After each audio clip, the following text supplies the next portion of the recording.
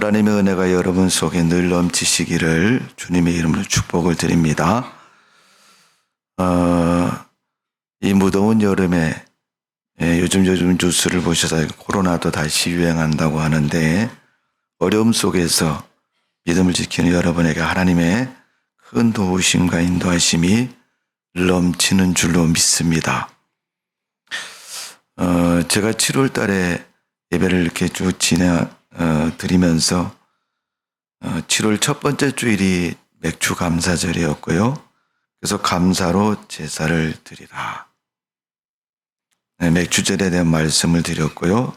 두 번째 주일은 변화된 새로운 삶, 변화에 대해서 말씀을 드렸고요. 21일은 옥합을 깨뜨리는 마리아에 대해서 말씀을 드렸습니다. 그리고 28일은 좋은 땅에 뿌려진 씨에 대해서 말씀을 드렸고요. 8월 4일 지난주는 중풍병자의 치유에 대해서 말씀을 드렸습니다. 오늘은 주변에 있는 말씀처럼 성도가 살아가는 삶의 자세에 대해서 말씀을 드리려고 합니다. 우리 그리스도인들은 믿음 생활에서 세 가지 원칙적인 모습을 기억을 해야 됩니다. 그 첫 번째는 우리가 살아가는 삶을 하나님이 보고 계신다. 우리가 생각할 때 하나님 모르실까 이렇게 얘기해도 하나님은 이미도 알고 계시고 다 보고 계시는 줄로 믿습니다. 근데 사람은 눈에 띄는 것, 외관적인 모습만 볼 수 있지만 하나님은 우리의 마음속까지도 아시는 분입니다. 그래서 행동과 생각이 다를 때 하나님은 신앙의 양심과 삶의 도덕적인 문제를 가지고 사람의 양심에 말씀을 하십니다. 그래서 우리가 그 하나님의 면전에서 사는 사람은 그것을 잘 압니다. 내가 이것을 하면 하나님이 기뻐하시는가 기뻐하지 않느냐. 또 하나님이 그것이 맞다 틀리다라고 말씀하는 것처럼 우리는 하나님의 면전에 인생을 살고 있는 겁니다. 성경에도 기록되어 있지 않습니까? 책들에 기록이 되어 있다고요. 하나님이 그 책에다 무엇을 기록하겠어요? 하나님 면전에서의 그의 모습을 하나님은 담으시고 기억하시는 줄로 믿습니다. 시간과 공간의 차이가 있어서 우리가 어떻게 느낄지는 모르겠지만 하나님은 우리의 모든 것을 다 알고 계십니다. 과거의 일이나 현재의 일이나 미래의 일까지도 하나님은 다 일일이 기억하시고 아신다는 것을 우리는 기억하고 그렇게 살아가야 됩니다. 두 번째, 하나님이 우리가 살아가는 삶의 모습 속에서 너는 과연 어떻게 살아가고 있느냐? 주님이 보시는 것은 하나님 중심으로 살고 있느냐 하는 거예요. 여러분, 우리가 세상을 살 때 하나님 중심으로 살면 그분의 뜻과 말씀을 쫓아 사는 거죠.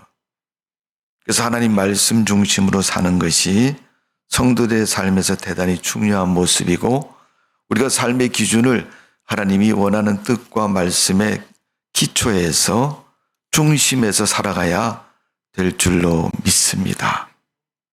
그리고 또 하나는 마지막으로 우리가 꼭 기억해야 할 것은 성령 감동으로 살아가야 된다. 하나님은 성령의 하나님이십니다. 로마서에서 사도 바울은 그 문제를 아주 깊이 다룹니다. 물론 편지를 받는 사람들이 로마 교회의 성도들이고 거기에 해당되는 이방인들이지만 주로 바울의 서신의 로마서의 그 대상자를 보면 유대인이나 헬라인이나 이렇게 표현하고 있습니다. 그런데 궁극적으로 바울이 추구하는 것은 유대인을 말하지만 유대인에 대한 구원을 분명히 말하면서 지금 이 구원이 하나님을 모르는 이방인들에게 헬라인들에게 되어지기를 바라고 또 그들의 믿음을 바울은 서신 속에 담고 있습니다. 그래서 그들의 믿음에 하나님의 성령의 감동을 설명하기 위해서 그들의 양심에 대한 이야기를 합니다. 너 양심 있느냐? 너 양심 있으면 양심의 소리를 듣고 해라. 여러분, 하나님의 성령의 감동은 어제 교회 나왔으니까 오늘 감동을 받는 게 아니에요. 우리가 성경에 기록된 대로 역사를 알다시피 구약의 하나님은 이스라엘의 하나님이라고 말합니다. 그러나 신약의 하나님은 예수 그리스도를 통해서 십자가에 죽으시고 예수님이 약속하신 대로 내가 속히 가면 너에게 성령이 임하고 성령이 오신다라고 말씀하셨고 그 약속대로 사도행전에 보면 하나님의 성령이 초대교회에 임하여서 하나님의 역사를 보여주고 있습니다. 그 성령의 감동, 임재, 하나님의 임하심이 성령의 감동을 통해서 알게 하시는 것을 볼 수가 있습니다. 우리는 우리 마음속에 다른 사람의 말은 그냥 내려놓고 내가 지금 내 눈앞에 벌어지는 그 일들을 가지고 내 마음속에 과연 이게 옳고 그른 것인가? 세상이 나에게 이게 맞다, 이게 틀리다라고 말하기 전에 우리는 이미 마음속에서부터 그것에 대한 결론을 금방 알게 됩니다. 사람은 동물하고 달라서 믿음의 지각을 가지고 있습니다.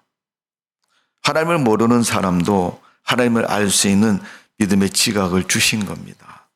그래서 영적인 존재고 영적인 존재로 살아야 하나님의 사람으로 온전히 살아갈 수가 있는 줄로 믿습니다. 성령께서 너희 마음속에 있지 알지 못하느냐라고 물으셨고 또 성령의 감동된 모습으로 그것 가지고 살아갈 수 있는 신앙의 양심을 가지고 믿음을 가지고 살아가기를 원하고 계시는 겁니다. 그래서 사도행전에 있는 모든 교회의 역사는 하나님의 성령의 역사이고 성령이 교회를 통해서 일하시는 모습을 기록한 것입니다. 오늘 그럼 이 시대를 살고 있는 우리에게도 하나님의 그 성령이 기름 부어 주었고 감동되어서 살아가도록 축복해 주신 줄로 믿습니다. 오늘 그렇게 살아가는 성도들이 네가 살고 있는 이 시대에 대해서 꼭 기억하고 살아가야 할 삶의 모습, 그 자세를 오늘 누가복음 12장에서는 말씀하고 있습니다. 자, 이 내용의 이야기를 마태복음 24장 45절에서 51절에도 이 시대적인 이야기를 담고 있습니다. 마태복음 24장은 주로 종말에 대한 이야기고 오늘 본문의 말씀도 거기와 같은 맥락에서 말씀하고 있습니다. 자, 우리 성도들이 세상을 살아가면서 어떤 자세로 살아가느냐 하는 것은 대단히 중요합니다. 많은 사람들이 세상을 살면서 그럽니다. 초지일관 동일한 모습으로 또 그렇지 않으면 작심삼일이라고 말하고 있고 처음부터 끝까지 우리가 어떤 결심과 자세로 살아가느냐 하는 것은 대단히 중요하다고 말씀하고 있습니다. 자, 그래서 오늘 본문에 보면 성도에게는 진리의 허리띠를 띠고 살아가야 된다. 성경에서 여러분 오늘 본문 35절의 말씀입니다. 허리에 띠를 띠고 등불을 켜고 서 있으라. 여러분 유대인들의 생활 속에서의 옷의 모습을 보면 긴 옷으로 되어 있고 그 긴 옷을 간단히 여밀 때는 허리띠를 사용해서 묶습니다.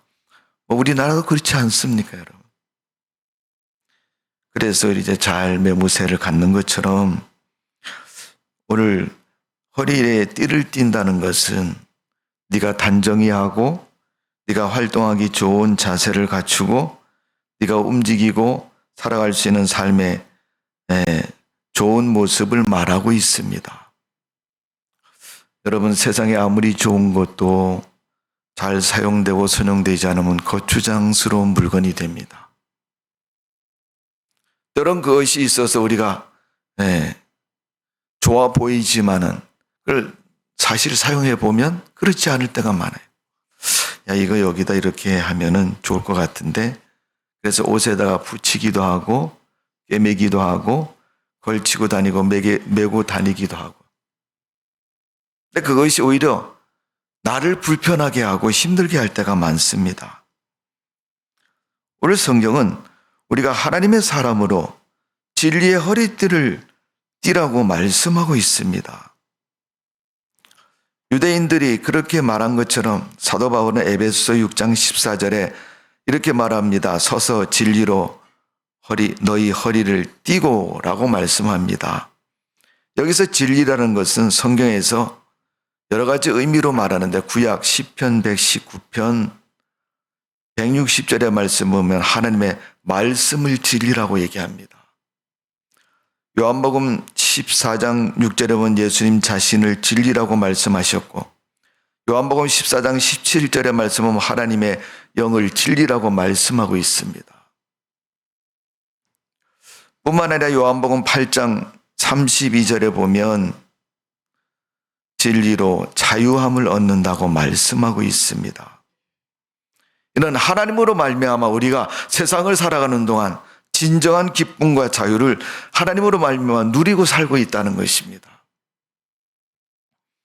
여러분의 삶은 그렇습니까? 정말로 내가 하나님 믿는 것 때문에 기쁘고 자유롭고 또 만족하는 삶입니까? 오늘 여러분, 우리가 믿는 믿음이 오히려 짐이 된다면 믿을 필요가 없겠죠. 어떤 사람은 심하게 그런 얘기를 하는 거예요. 내가 천국 가야 되니까 믿는다. 물론 그것도 맞는 얘기죠. 그러나 그런 목적으로 그런 어떤 결론을 얻기 위해서 우리가 그렇게 한다면 신앙생활에 짐이 될 수도 있고 불행할 수도 있습니다. 그러나 그 속에서 살면 내가 진정한 자유함을 누리고 내가 진정한 기쁨을 누리게 됐다면 그것은 여러분 짐이 될 수가 없습니다. 어떤 엄마가 아기를 낳았는데 아주 우량아를 낳습니다. 요즘 우리 젊은 세대, 요즘 시대는 과거하고 좀 다르니까 태어나는 아이들이 대부분 다 우량하죠. 네, 크게 태어나죠, 여러분. 뱃속에서부터 영양이나 모든 그 형편이 좋으니까 잘 자라고 크게 출산을 합니다. 근데 그 엄마가 아기를 낳아서 길러야 되니까 여러분, 아기를 업고 다니고 유모차에 태워서 끌고 다니고. 근데 이 아기가 항상 징징징징징 울어요, 여러분. 네, 졸린다고 울고 배고프다고 울고 덥다고 울고. 네. 또 유모차에 태워갖고 간다면 엄마가 유모차를 이렇게 끌고 가다가 여러분 땅바닥이 아스팔트처럼 이렇게 착 유리알처럼 돼 있으면 얼마나 좋겠어요. 가다 보면 울퉁불퉁하기도 하고 덜컹거리기도 하고. 덜컹거린다고 또 울고. 네. 엄마가 또 빨리 간다고 울고 또 자기 기분에는 좀 천천히 갔으면 좋겠는데 너무 천천히 간다고 또 울고. 그러면 그 아이를 보는 그 엄마가 내가 낳은 자식이지만 어때요? 너무 힘든 거죠. 야, 너는 왜 엄마를 이렇게 힘들게 하느냐. 그 아이한테 얘기한다고 그 아이가 이해가 되고 그 아이가 양해가 되는 건 아니에요. 그래도 자식이니까 키운다고 계속 젖을 먹이고 음식을 먹이고 아이를 돌봅니다. 때로는 그 아이가 힘들고 자기의 짐이다라고 생각될 때도 있을 거예요. 근데 똑같은 아이를 낳았는데 이 아이는 항상 엄마를 향해서 미소를 짓고 또 옹알이를 잘하고 또 눈을 맞추고 또 엄마가 안아주면은 뭐라고 말이 되지 않는 소리를 내면서 의사소통을 하고 그러면 그 아이에 대한 기쁨이 우는 아이에 비해서 클 것입니다. 항상 우리가 하나님 앞에서 부정적이고 또 모략적이고 하지 말아야 할 어떤 행동과 그런 삶의 모습을 가지고 살아간다면 우리를 자녀 삼으시고 우리와 함께 하시는 하나님도 기뻐하지 않으실 겁니다. 그러나 우리가 잘하는 것이 아니고 못하는 것이 못해도 하나님을 향해서 마음과 생각과 우리의 모습을 늘 향해서 있다면 하나님은 우리를 바라보시고 기뻐하실 줄로 믿습니다. 진리로 허리띠를 띈다는 것은 하나님의 뜻을 따라서 하나님의 말씀을 따라서 하나님이 주시는 은혜를 따라 살아가는 삶의 모습을 말하는 것이고 그리스도인으로 살아가는 모습을 말하는 것이고 거짓이 없이 하나님과 소통이 이루어지는 모습을 말하는 겁니다. 예. 아이를 등에 업고 가다가 이 아이가 손을 잡아당겨가지고 네, 엄마 핀을 자기 손에 넣습니다. 야, 나 엄마 핀 갖고 가면 어떡하니? 나 안 갖고 갔어요. 등에서 그럽니다. 너 손에 있는 건 뭐야? 안 갖고 갔다니까. 너 손에 있는 건 뭐냐? 엄마 머리핀인데요. 내가 그건 물어보는 거야. 다 알고 있는 엄마가 너 손에 쥐고 있잖아. 지금 엄마 거 갖고 가면 안 된다고 그랬잖아. 그래도 갖고 가고 안 갖고 갔다고 얘기하면 오히려 아이를 향해서 화가 날 것입니다. 우리가 그리스도인으로서 하나님의 사람으로 하나님과 온전한 교제 속에 꺼리낌 없이 거짓 없이 하나님과 소통 관계 속에 살아간다면 하나님은 날마다 그 삶을 기뻐하시고 그 삶을 축복해 주실 줄로 믿습니다. 여러분, 우리가 세상을 살아가는 삶의 원칙이 뭡니까?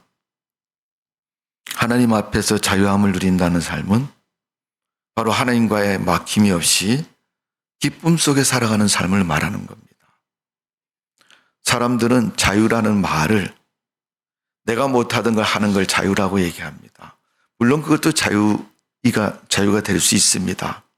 그러나 여러분, 그 자유함을 누리면 누릴수록 점점 나빠지고 병 걸리고 사망에 이르는 거라면 여러분 그건 자유가 아니죠. 패망이 되는 거죠.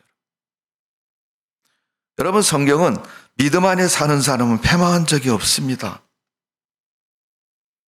그래서 죄를 범한 다윗도 아니면 때로는 다른 곳으로 살아갔던 많은 사람들이 하나님 앞에 돌아와서 자유함을 누리는 그런 기쁨의 삶을 살고 있습니다.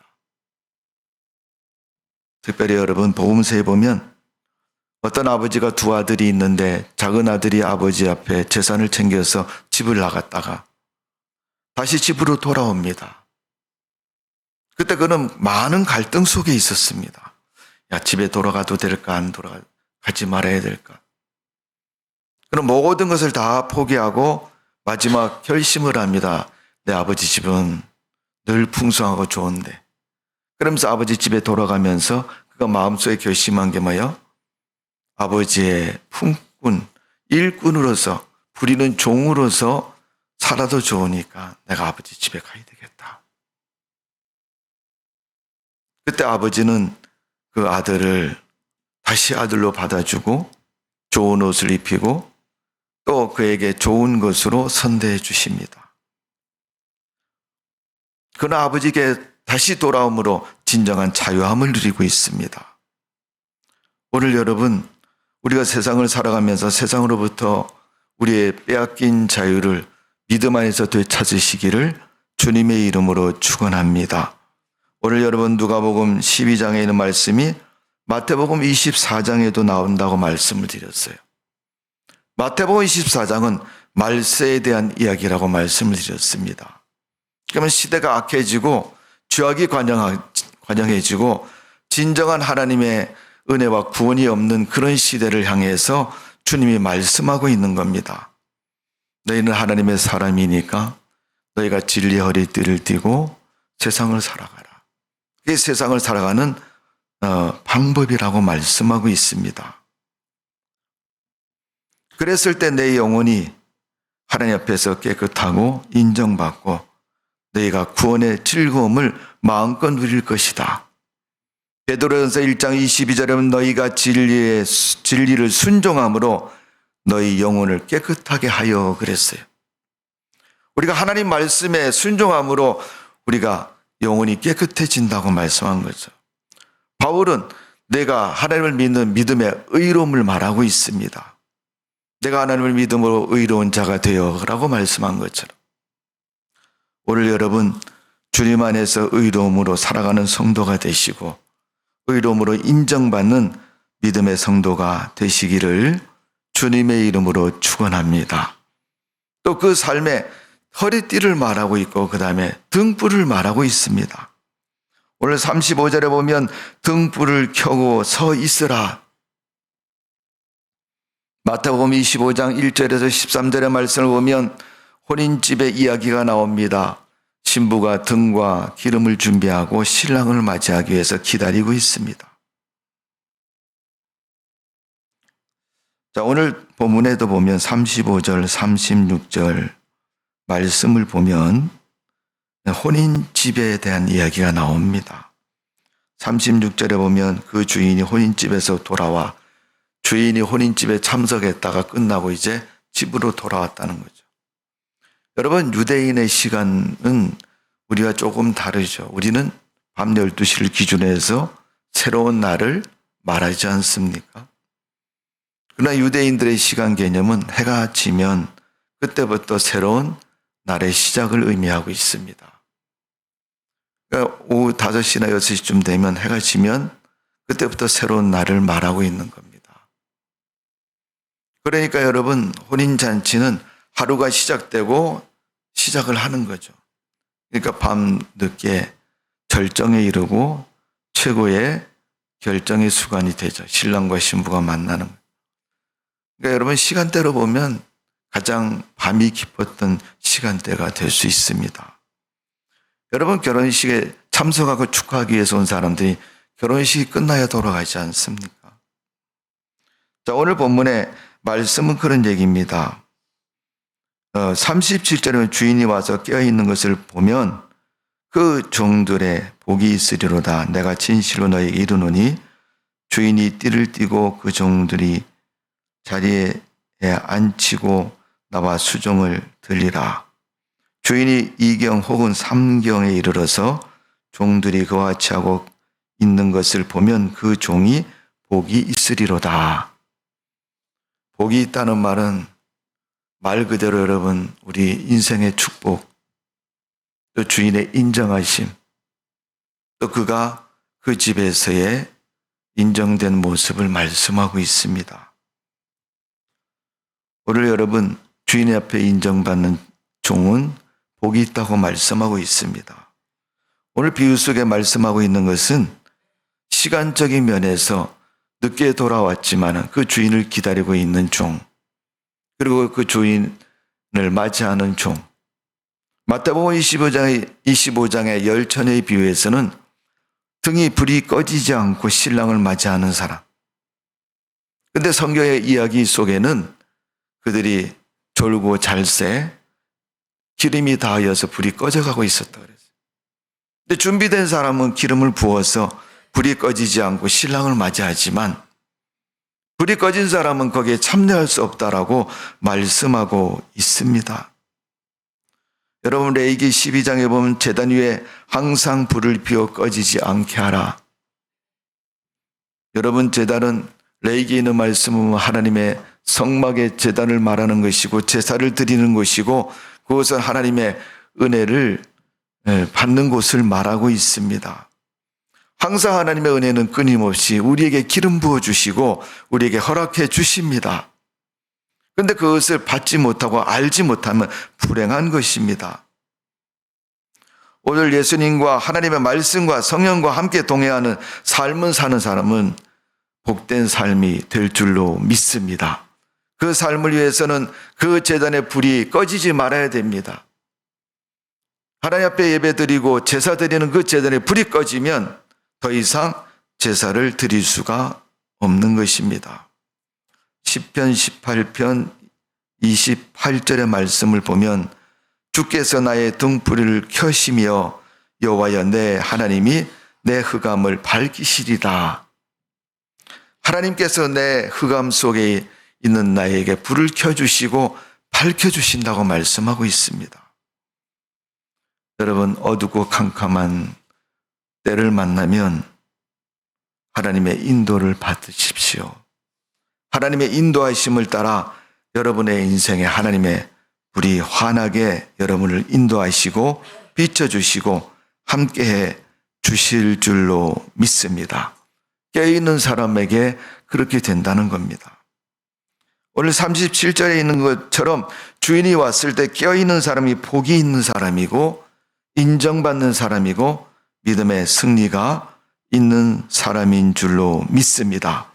마태복음 26장 41절의 말씀을 보면 깨어있어 시험에 들지 않게 깨어있으라고 말씀하고 있습니다. 여러분, 시험에 드는 사람은 믿음이 깨어있지 않기 때문에 그렇습니다.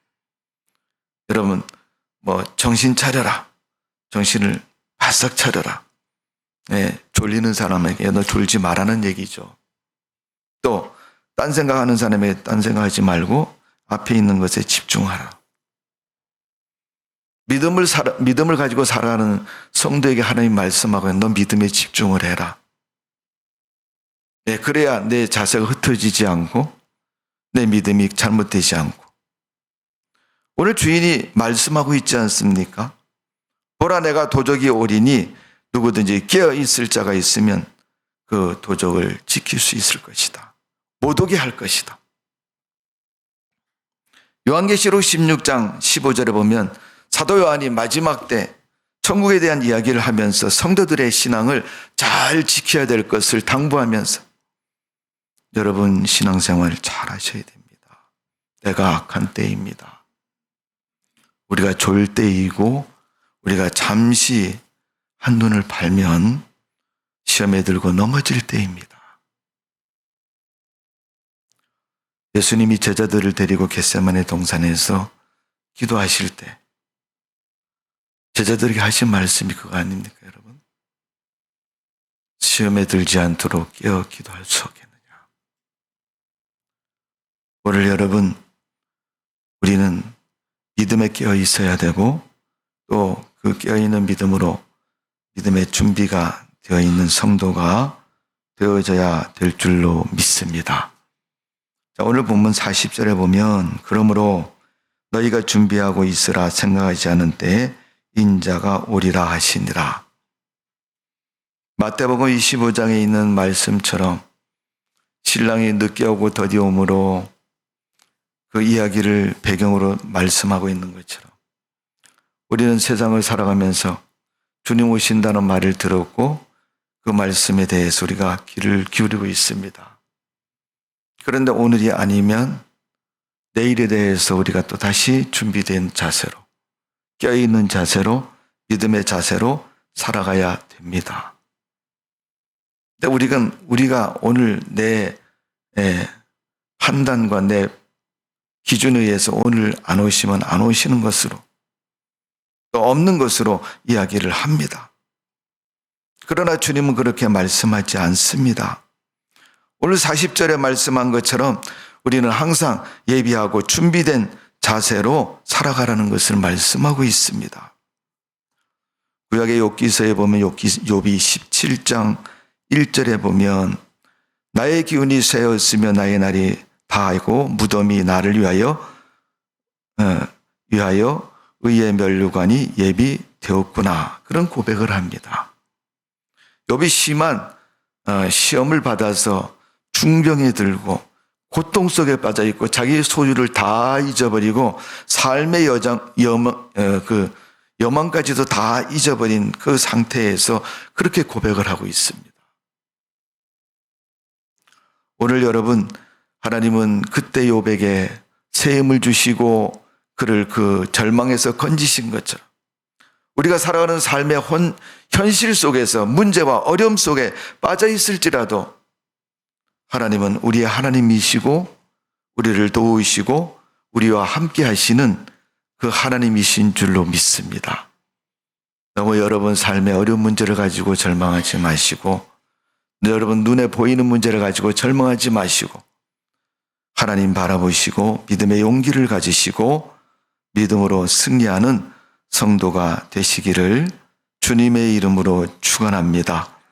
바울은 디모데에게 디모데후서 4장 8절에 이렇게 말하고 있습니다.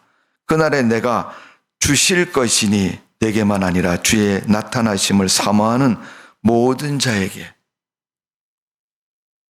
모든 것을 다 허락해 주신다고 말씀하고 있습니다. 주님 바라보고 주님의 은혜를 사모하는 그들에게 하나님은 천국도 주시고 그에게 삶의 풍성함도 주시고 시험과 얼무와 환난 속에서 그를 건져주시어서 하나님의 능력으로 승리하도록 축복해 주시는 줄로 믿습니다. 디모데후서 2장 21절에 보면 누구든지 이런 것에서 자기를 깨끗하게 하면 쓰는 그릇이 된다 그랬어요. 집에 많은 그릇이 있어도 그릇이 많기 때문에 쓰는 게 아니라 깨끗한 그릇이 되고 예비된 그릇이 되어서 사용하신다고 말씀한 것처럼 우리는 우리 마음에, 우리 믿음에, 우리의 삶에 하나님의 거룩한 은혜를 담고 그 은혜 붙잡고 세상을 살아가고 하나님이 주시는 거룩한 은혜 속에 믿음으로 승리하는 성도의 삶이 되어지기를 주님의 이름으로 축원합니다. 우리가 왜 교회를 다니고 우리가 왜 성경을 읽고 기도를 하고 우리가 왜 하나님을 믿습니까? 깨어있는 신앙이기 때문에 준비하는 신앙이기 때문에 우리가 믿음에 서서 사는 것입니다. 오늘도 여러분 그 믿음 속에 승리자의 삶이 되시기를 주님의 이름으로 축원합니다. 제가 간단한 얘기를 하나 드리면 오늘 성가대 지영자 권사님 나오셨는데 원래 권사님이 오늘 주일 못 나오신다고 말씀을 드렸어요. 근데 그 모임을 안 하게 되어서 오지 말라고 통보를 받고 이제 권사님이 안 가셔도 되는 모임이 됐습니다. 꼭 가셔야 되는데 권사님 많이 갈등하셨겠죠. 교회를 빠지고 가야 되는데 그거 가야 되는 건가. 꼭 가야 되는 모임인데 안 가게 되었는데 권사님이 그렇게 고백을 하셨다 그래요. 야, 오늘 성가대도 하고 주일 성수도 잘 할 수 있겠구나. 여러분, 우리 개인의 목적과 이유를 따라서 내 편리를 따라서 우리는 얼마든지 결정할 수 있습니다. 그러나 그렇게 할 수 없는 피치 못한 문제들이 우리 삶 속에 늘 발생했을 때 그 모임이 참석하지 않아도 되는 모임이 되었을 때 비로소 하나님 앞에 다시 믿음으로 설 수 있다는 그 마음, 그 믿음 가운데서 기쁨을 표시한 것입니다. 제가 우리동에서 개척해서 예배를 드리는데 오늘 장로님이 그런 얘기를 하시더라고요. 목사님, 주일날 출근해야 되는 분이 있으니까 일부 예배를 좀 드려달라고 그래요. 그래서 일부 예배를 드리기로 하고 저는 새벽 예배 끝나고 일부 예배 끝나고 집에 들렸다가 제 11시 예배를 인도하기 위해서 교회를 옵니다. 일부 예배는 굉장히 일찍 드린 예배죠. 예배를 드리고 사람들이 출근해야 되니까. 좋습니다. 그러면 일부 예배를 제가 드리죠. 그래서 처음에는 많은 사람들이 참석을 합니다. 그런데 이제 그게 아침 일찍 드리는 예배니까 쉬운 건 결코 아닙니다. 그렇잖아요, 여러분. 주일날 출근해야 되는데 하나님 믿는 사람이 예배는 드리고 출근해야지. 그러면 제가 편리를 위해서 봐드리겠습니다. 그래서 일부 예배를 시작을 했습니다. 한 달, 두 달 정도는 굉장히 여러 사람이 참석했고 장로님들 돌아가면서 이렇게 참석을 합니다. 근데 한 3달 좀 지나고 나니까 이제 참석률이 점점 떨어집니다. 어느 날 됐는데 한 분도 안 오셔요. 저는 이제 예배를 준비하고 기다리고 있었고 기도하고 있을 때 아무도 오지 않으니까 어떻게 해요? 저 혼자 기도하고 집에 들어갔다. 11시 예배에 인도하기 위해서 나옵니다. 그렇게 한 주, 두 주 정도 반복을 하고 한 세 번째 주쯤 돼가지고 오늘은 오실라나 누가 오실라나 그렇게 기도를 하면서 있는데 아무도 안 옵니다. 예배 시간 되어서 이제 오늘도 아무도 안 오시나 보다 기도하고 오늘 들어가야지. 그리고 기도를 하고 있었습니다. 근데 갑자기 시간이 땡 되니까 한 사람이 들어옵니다. 그래서 쳐다봤더니 우리 김수일 권사님 큰아들이 예배를 드린다고 왔어요.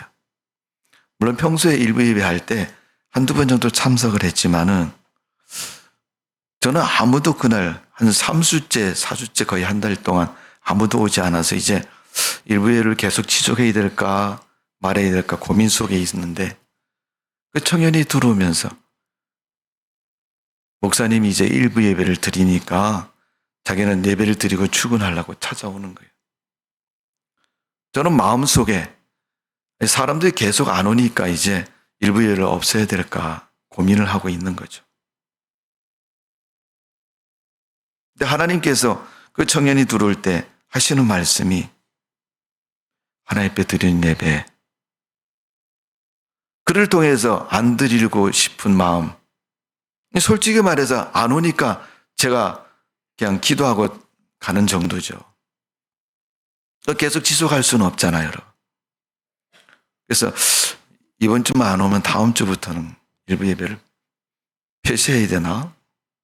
그렇게 생각하고 있는데 그 주에 그 청년이 생각지도 않고 있는데 예배 드린다고 왔어요. 하나님께서 일부 예배를 그래도 계속 드려야 되지 않겠느냐. 여러분, 깨어있는 믿음이 뭡니까, 여러분? 준비하고 있는 믿음이 뭡니까, 여러분? 내가 할 수 있으면 하고, 할 수 없으면 못하고, 사람은 그걸 자유라고 얘기합니다. 그러나 성경은 그리스도 안에서의 자유를 말하고 있는 것이고, 믿음의 자유를 말하는 것입니다. 믿음을 여러분 지킬 때 자유함을 누리지만 지키지를 못하면 계속 마음에 짐으로 남습니다. 그 짐이 하나, 둘, 셋, 넷 이렇게 쌓이면 나중에는 신앙을 포기할 수밖에 없는 그런 상태가 되는 것입니다. 성도 여러분, 우리는 신앙생활에 자유함을 누리며 믿음으로 살아가는 성도의 삶이 되시기를 바랍니다. 오늘 예수님께서 누가복음 마지막 때 악한 때에 시대적인 때에 말씀하는 이유가 뭐겠습니까? 너희가 악한 때가 되면 믿음 지키기 어렵다는 거예요. 창세기에 보면 소돔과 고모라 성이 하나님의 심판을 받을 때 그 성에 있는 죄악이 하나님 앞에 보이고 들려지고 하나님이 알게 되었다는 거죠. 그래서 하나님은 그 소돔과 고모라 성을 심판하게 하겠다. 여러분, 그 성에는 누가 삽니까? 아브라함의 조카인 롯이 삽니다. 아브라함은 그 조카 롯을 보고 가슴이 타서 하나님 앞에 기도를 하지 않습니까? 50명, 45인, 40명, 30명, 20명, 10명 이렇게.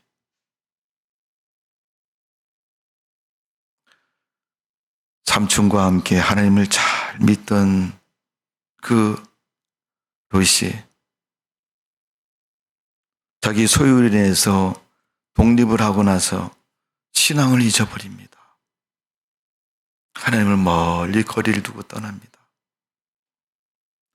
여러분, 세상은 우리로 하여금 하나님과 우리 사이를 멀어지게 하고 있습니다. 이사야 52장 2절은 그 직접적인 원인을 죄라고 표현하고 있습니다.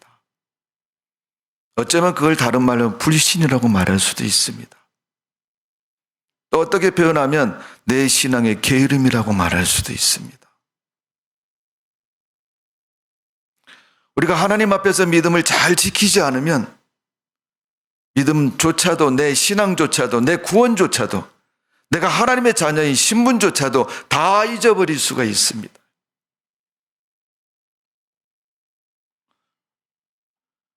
오늘 우리가 성도가 살아가는 삶의 기본적이고 분명한 자세는 하나님께서 물어보고 계십니다. 너는 이제 어떻게 할 거냐고. 지금부터 어떤 자세로 믿음 생활할 거냐고. 오늘 주님 말씀한 것처럼 주님 중심으로 진리의 허리띠를 띠고 신앙의 등불을 켜고 성령의 감화감동된 마음을 가지고 주님의 음성을 듣고 늘 동행하는 그런 축복된 삶이 우리의 삶이 될 줄로 믿습니다. 여러분 모두는 다 할 수 있지 않습니까? 그거 어려운 거 아니지 않습니까? 오늘 주인이 그렇게 말합니다. 내가 돌아왔을 때 나를 맞이하고 나에게 기다리고 있던 그 종이 복이 있는 사람이라고. 여러분은 다 복된 사람 아닙니까, 여러분? 하나님의 축복을 받을 수 있는 깨있는 사람 아닙니까? 성도 아닙니까? 오늘 주님이 오시는 그때 졸고 자는 성도가 아니라 깨어서 주님 두 눈으로 마음으로 맞이할 수 있는 성도가 되시기를 주님의 이름으로 축원합니다. 기도하겠습니다. 아버지 하나님, 하나님께서 우리를 만나러 오시겠다고 말씀하고 계십니다.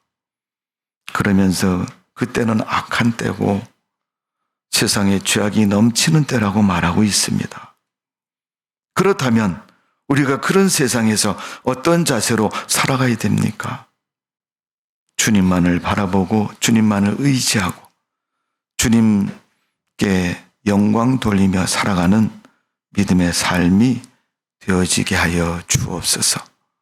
걸어가신 아버지 하나님, 연약하고 부족한 저희들을 하나님의 은혜 속에 이 시간 주님 앞에 머리 조아려서 마음을 들여서 경배하는 귀한 시간을 주셨사오니 하나님 말씀 마음에 담고 믿음으로 승리하는 저희들 되게 하여 주옵소서.